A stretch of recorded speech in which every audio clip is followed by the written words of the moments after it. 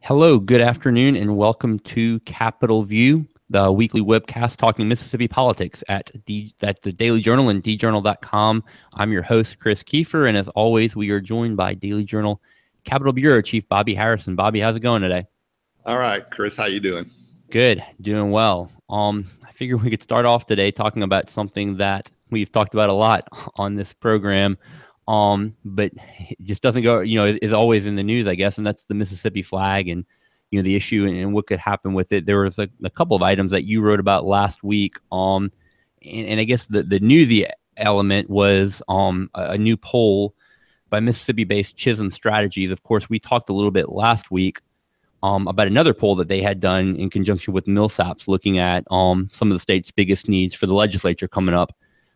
In this poll, they looked specifically at the state flag and whether or not there was much chance of it being changed through a statewide election. And I'll kind of let you talk us through a little bit about what the poll said. Well, that's a continuing debate, Chris. Our flag is, of course, the only flag in the nation that contains the old Confederate battle emblem as a significant part of its design. And, a lot of people think that's a symbol of hate and racism, and others say it's a symbol of the state's heritage. At any rate, there's been an effort through the years to change it. There was a vote in 2001 where the effort to change it went down by a wide margin. And Chisholm Strategies, Brad Chisholm, did a poll, I guess mid-September, if I remember correctly, showing that opposition to changing it through a statewide election is still fairly strong, maybe not as strong as it was 10, 15 years ago, or when the original vote was taken in 2001, but it's still a strong vote. I think it was 49-41 opposed to changing the flag. So, the debate, there's a few debates going on. One, whether to change the flag, if so, how to change the flag through another statewide vote, or through legislative action, just the legislature passing a law to change the flag. And this poll shows that right now, if the legislature put it on the ballot again like they did in 2001, the results would probably be maybe a little closer, but the same outcome, and that the old flag with the Confederate battle emblem would prevail and remain the official state flag. So the bottom line was up to survey was, if the effort was for those who want to change the flag, a statewide referendum would not be a good path to pursue that goal.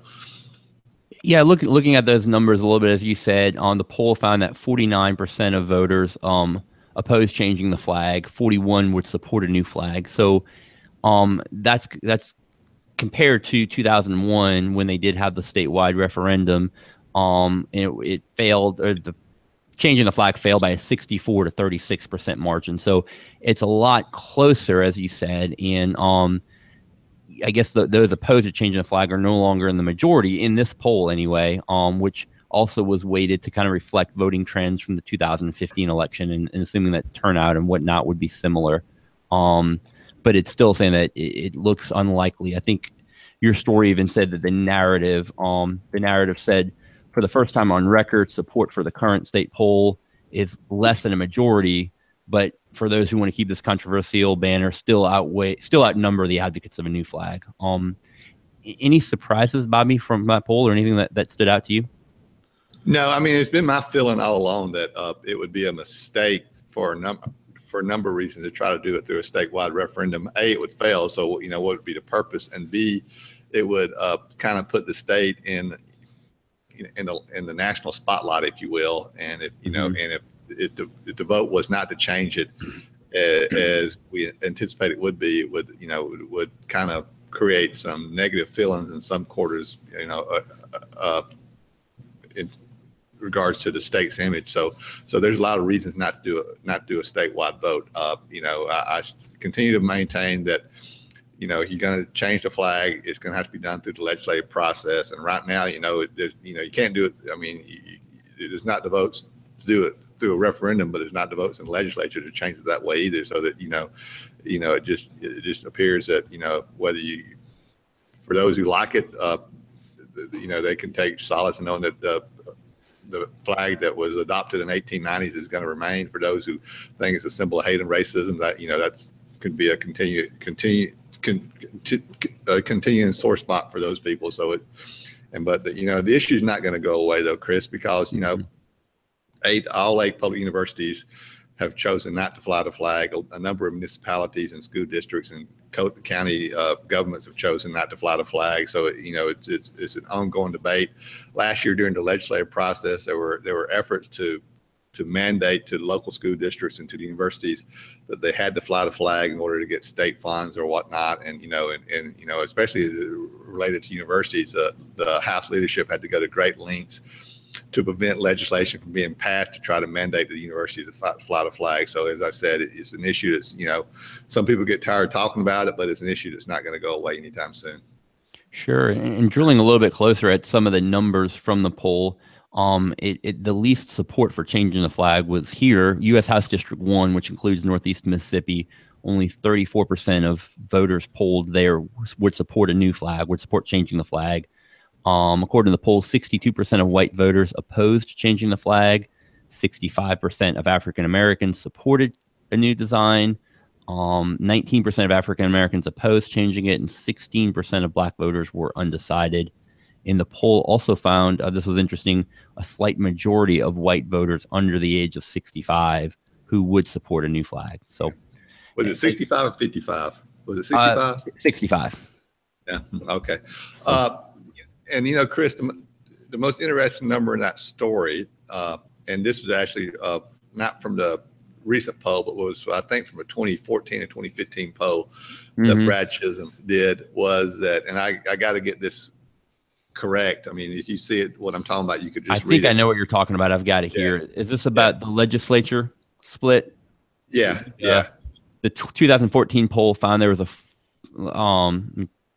they said that the 2001 poll found that 2014 poll found there was a 41-41 split among those who said the legislature changing the flag would not be a big deal, and those who said any such action by the legislature should be reversed by voters. And then you went on to say that question was not asked again in this 2017 poll. Yeah, I mean, that was to me, that's the most incredible number. That the perception is that there's a lot of intensity against changing the flag, but I suspect maybe a lot of people, and I'm playing amateur political scientist or analyst right now, but I think what those numbers could be saying is that there's a lot of intensity by a small number of people against a relatively small number of people against changing the flag. But a lot of people say they're against changing the flag, but it's not a do or die. It seems to me that people are saying, well, if the legislature changes it, that's okay. It's not what I would do, but that's okay. Yeah. And but so because that number kind of surprised me when I saw it, and it just happened to be in the poll information that Brad Chisholm sent me. I wish he would ask that question again this year, but as I said, it wasn't part of the questions for the for 2017 poll. Yeah, Bobby, while we're on this issue, I thought it was interesting to talk a little bit about, you had a column, what did that run? I guess on Thursday's paper. Yeah. Looking at some of the myths around the 2001 vote, as that vote gets brought up a lot now as people talk about the possibility of another vote, and there are a lot of misconceptions that I thought it was was interesting for you to kind of clear up. I'll kind of let you maybe talk through some of the things that you've heard, but I'm looking at number one here is that the governor of the time was Democratic Governor Ronnie Musgrove, and one of the myths says that he created this whole controversy leading up to the vote. As you go on to say that this really wasn't something that he wanted to happen at all. Kind of tell us about some of those. No, there was a lawsuit, and there's a lawsuit pending right now before the U.S. Supreme Court. I mean, most people don't think that lawsuit's going to, prevail, but there's a lawsuit trying to force the state to change the flag on equal protection grounds. In the early 2000s, there was a lawsuit in state court trying to force the flag to be changed. And in the course of that lawsuit, it was discovered that the flag was adopted in the 1890s, and sometimes I believe in the 19 teens or somewhere thereabouts. We're going way back. Right.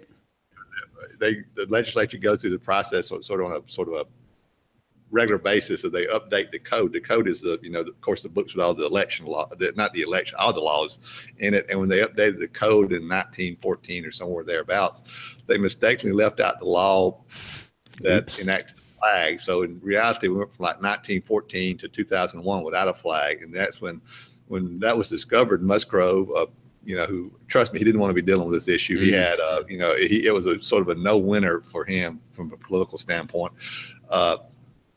He formed a commission, and the commission was chaired by former Governor William Winter, co-chaired by former Governor William Winter, and Tupelo businessman Jack Reed Sr. And to show a little, I'm trying to stay unbiased, but as far as I'm concerned, they were two of the finest individuals I ever run across in politics or elsewhere. Jack Reed died a few years ago. He was just a delight. And they did a study on, they did a commission, and another myth to kind of continue on was that the commission really wasn't interested in trying to change the flag. That's why they adopted this design that a lot of people didn't like. As I said in this column, the design was a good faith effort to kind of find some type of compromise, and the commission, at least Governor Winter and Jack Reed had a real interest in trying to change the flag. They were just trying to find a way to do it, and the Mississippi Economic Council was also on board with that effort. And they, as I said, a lot of people could question their strategy, but their intentions were sincere, and their effort was genuine in trying to change the flag. That was their goal, and it didn't work out. And a lot of people think that vote in 2001 was not binding, but it was a binding vote. If you go back and read the legislation, it says clearly that the flag proposal that received the most votes would be the official state flag. And so that's that was some of the myths. But the alternative design that was placed on the ballot in 2001 was not a bad design, because the flag commissioner of the Mississippi Economic Council wanted to keep the old flag. They were far, they put, a lot of people put a lot of put a lot on the line to try to change, politicians who came out for changing the flag, they did that with their political peril.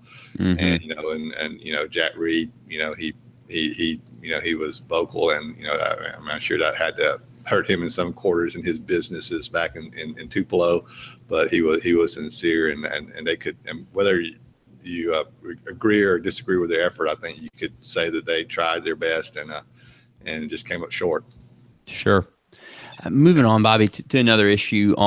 Mississippi's religious freedom law was House Bill 1523 from 2016 session. That's right. Is about to go live. That's the law that gives circuit clerks permission to not issue marriage certificates to same-sex couples on.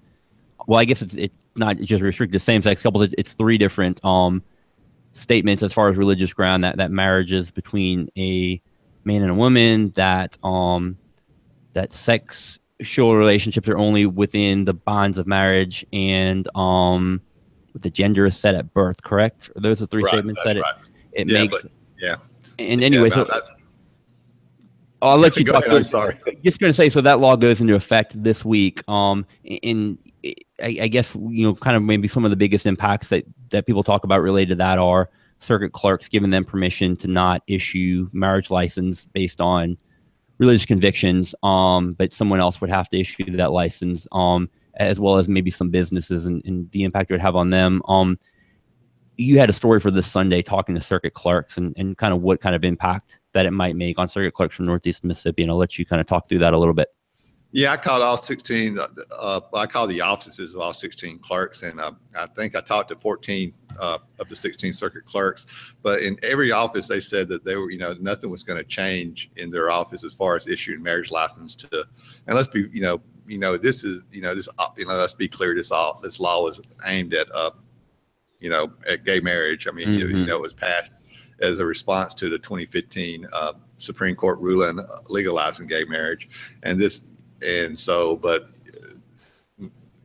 every clerk I talked to, all 16 offices said that, they were, right now the law of the land was that they were supposed to issue marriage license to same-sex couples, and they said they may not agree with that law, but that was a law, and they were duty bound to uphold that law. So they were not going to recuse themselves from issuing the marriage license should the same-sex couple come into their office asking for marriage licenses.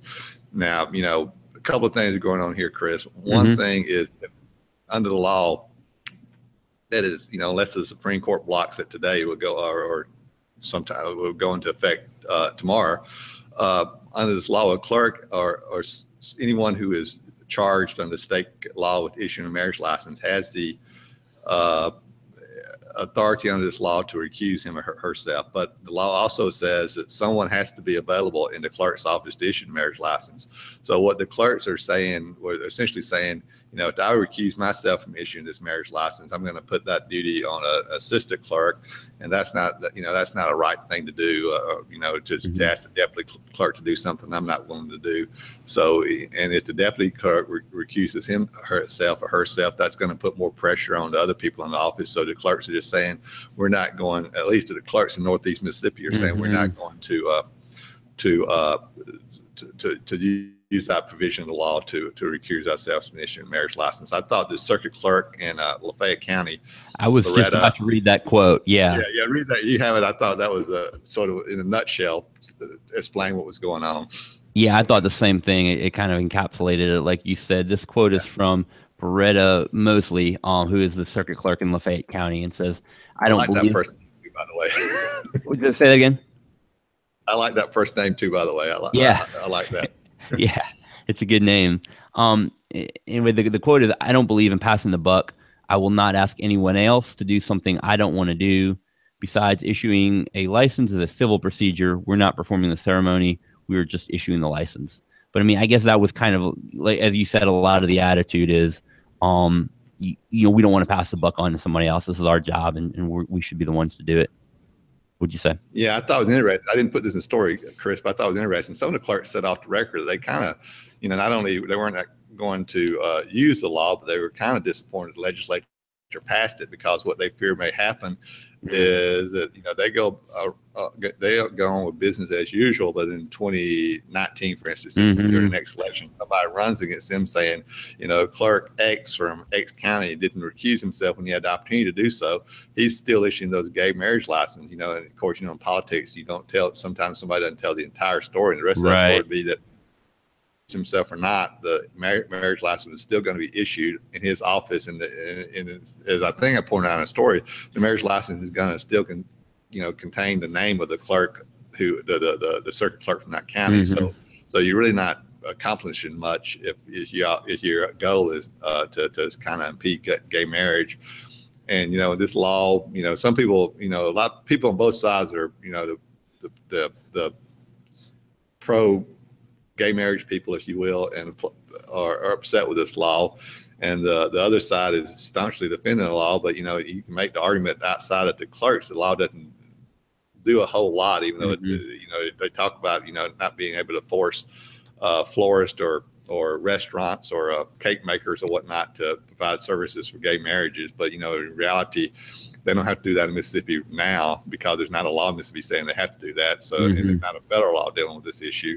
So the law, and of course, they talk about ministers and stuff. No government is going to say a minister has to provide to perform a service, a wedding service, whether it be for a same-sex couple or a heterosexual couple. That's left up to the minister to decide whether that. Sure, that's a First Amendment issue, I guess.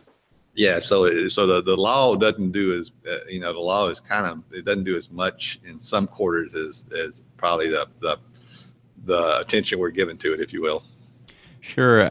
Another point, I guess, that the circuit clerks made in your story was just the fact that their offices are small, and so the law says that, and as you talked through, even if they weren't the ones to issue the certificate would need to be issued, and would need to be issued in an expedited fashion. Otherwise, there would be grounds for discrimination, and the law would be unconstitutional, certainly on that point. And so, I guess I got the impression that a lot of circuit clerks also said that it just wouldn't be practical for us to find someone else to, quickly do it.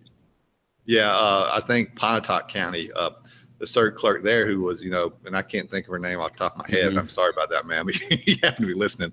But she actually went to Jackson after the Supreme Court ruling in 2015 and, asking the state leaders if there was any way that the clerks could get out of issuing the marriage licenses that because she was so strongly opposed to gay marriage. But now, even with this new law going into effect, she's not going to recuse herself because she said I think she said there were 4 people in her office that she recuses herself, and then what's to say that the other 3 deputy clerks, don't want to recuse themselves too, and then she'd be responsible for finding somebody, if we're going out to hire somebody who'd be willing to issue the marriage license. So it just the law creates a lot of interesting scenarios that probably going to have to be worked out in the courts in the coming year or so. Bobby, as you said at the top of this, the law right now is scheduled to go into effect tomorrow, but of course it's been delayed a lot. It was originally delayed, when it was first supposed to go into effect by Mississippi, by a federal judge in Mississippi, Carlton Reeves, who put basically a delay, an injunction, I guess, or stay on the law. It worked its way all the way through the Fifth Circuit Court of Appeals, who basically didn't rule on the merits of the law, but said it's not the court's place to decide on unconstitutionality until someone can show actual harm. So it was supposed to, in fact, we talked last week on our podcast here, on the Memo podcast, I guess on Wednesday, about the fact that it was supposed to go into effect maybe on Friday. And then, hours later, there was another delay. And now it's tomorrow, it's Tuesday. As that gets closer, are you hearing of other possible delays, or is it right now looking like tomorrow it will be into effect? I kind of covered hard to say. Federal courts. It's kind of a sort of a side yeah, gig. I don't focus as much as them, but it appears to me that at this point only the Supreme Court could stop it. The Fifth Circuit Court of Appeals have, they've been asked 2 or 3 times to stop it, and they denied those requests. So now it looks like, and it is being appealed to the U.S. Supreme Court. But the question is whether the Supreme Court would take action now, which I guess is possible. But that, as I understand it, that's the only hope to actually stop the law from going into effect. Now, that doesn't mean if the law does go into effect tomorrow that the Supreme Court might come back in 6 months or whatnot and say this law is unconstitutional. Having to show, without the opponents of the law having to show the harm that the Fifth Circuit Court of Appeals is asking for. So of course, the other circuit clerks throughout the state follow the same logic that the clerks in Northeast Mississippi follow. You may not be able to show harm from this law. There may be a law in the book saying you can recuse yourself, but nobody recuses himself or herself. Of course, if someone recuses himself, it only takes 1 clerk, and then that clerk announces he recuses himself, and an opponent of the law goes to that particular county to request a marriage license, then you got you could have your harm that you're talking about. So so there's a lot of there's a lot of possibilities. But I mean, my guess right now, Chris, to get back to your original question, is that the law will go into effect Tuesday. Sure. One more issue, Bobby, before we wrap this up, and we kind of talk through this quickly. We've talked a lot about the state's opioid epidemic, and I know a lot of the country is facing the same issue. But another impact point of it, I guess, came from a story, or was you had a story last week that kind of brought some light to that. Is an impact on children as well. And I guess the executive director, Jess Dickinson of Mississippi's Department of Child Protection Services, met with legislative leaders as far as budget hearings and was requesting more money for the agency. But he noted that the caseload for child protection services has increased significantly since 2013. I'm trying to find those numbers. It went from about 2,900 abused and neglected children in 2013 to 6,000 as of this summer. So, basically doubled in 4 years.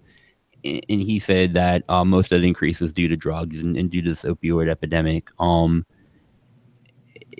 so he's requesting additional funds to do some various things. I know it's a tight budget year. There's been a lot around this. The governor has, had a task force and they've had recommendations. It's also requesting more funding. I mean, what is kind of some of the buzz around this issue, and what do you think their chances are of getting more funding for some of these, Well, tools to address this? yeah. Well, this is an issue. What we're talking about here is the state's foster care system. What we're talking about is, when I do those caseload, these is instances of the state going in and finding the parent or parents or the guardians were not doing a good job, and the state takes over for the care of the child, which, we're talking about. I mean, probably the most, as serious as any issue that the state government deals with. And, of course, we've been the state has been in a federal lawsuit for, I think, since the Haley Barbour administration. I want to say 2006. I think. Let me see if I can find it, Bob. 2004. Yeah, we're the governor working together. The governor, the newly formed Child Protection Services, and Attorney General has been making progress in doing a better job of taking care of these children. And part of the reason they've been able to do that is because the legislature has provided more money. And I just, I think the legislature will make every effort. Will try its best to try to meet the goals of Jeff Dickerson at Child Protection Services and provide the additional money if possible, because this is an issue that has been a difficult one for the state to get past, and nobody wants the state to be tagged for not taking care of the children in its custody. So I mean, and those numbers are staggering, and he attributed most of that increase to the opioid epidemic, as you said. And so and I think in relation with that, you will see some legislation during the 2018 session dealing with trying to combat the opioid epidemic in the state, whether it's tougher sentences for dealers or more money from mental health care. So you see a litany of things going on that front. Sure. But as you said, there's a tough budget year. There's not a lot of money. There hadn't been a lot of money for several years now. So that's the flip side of that coin, and that's something they have to deal with. That they deal with this issue. Yeah, sure. That budget request from Jess Dickinson, the executive director of Child Protection Services, of $113.2 million. That would be an increase of $15 million from last year. And among the items I thought was interesting would be used to hire 108 new staff members. 60 of those positions would be to staff around the clock a child abuse, neglect, and exploitation hotline to report instances of that. So it thought that was an interesting approach. Anyway, that does it. That's all our time for Capitol View this week. We thank you for joining us. Again, remember you can catch Capitol View each Monday at 2:00 at djournal.com. Bobby, as always, thank you. Thanks, Chris. Have a Take good care. day. You too.